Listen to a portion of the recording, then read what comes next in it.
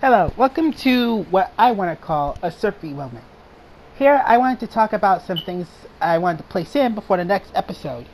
From this point forward, I wanted to have a lot of your guys' opinions about this entire time. And, well, I want to point this out. In order for me to strengthen my friendship with the people in Fur Affinity and DeviantArt, I would like to ask you to see if you want your names to be featured on the next episode.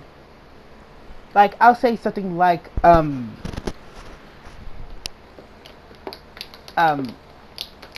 throughout the episode or during part of a after zone or two, I'll do something called a special appreciation answer.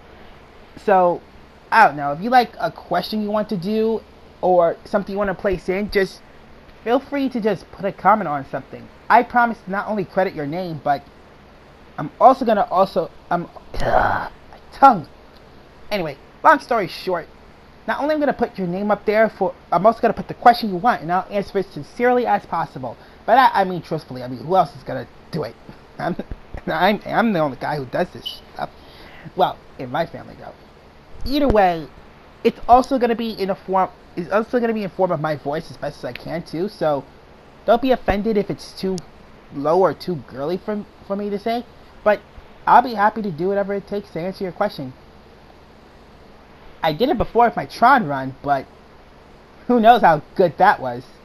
No, seriously, it did not go too well with all the glitching and stuff, but other than that, I feel like I can handle this.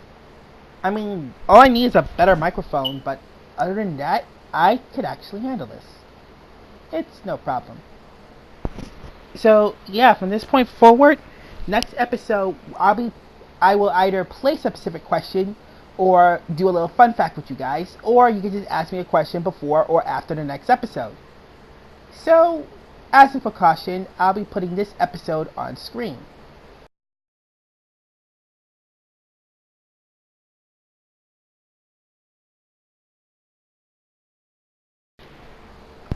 Now, you clearly don't need to answer this question, but if you do know about this answer, I'll be happy to, well, inform you and credit it for the answer.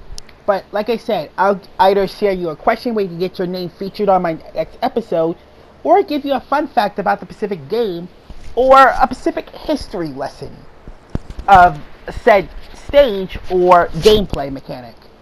But like I said, this is just a Serpy moment. These will only appear randomly throughout either a stage or, you know, okay, not a stage. That's a little bit too much. That's interfering. I'll say after collecting a Chaos Emerald, I'll say. But other than that, it's not that hard or simple. I mean, it's just basically me telling you what to do. Yeah, hold up a second. Let me drink a little bit of coffee.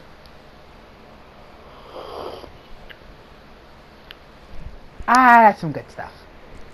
Anyway, yeah, I wanted to test this out.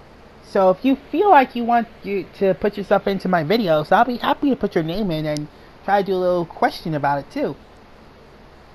But yeah, the question I asked earlier is, in the Persona main series game, that means Persona, Persona 2, Persona 3, Persona 4, and Persona 5.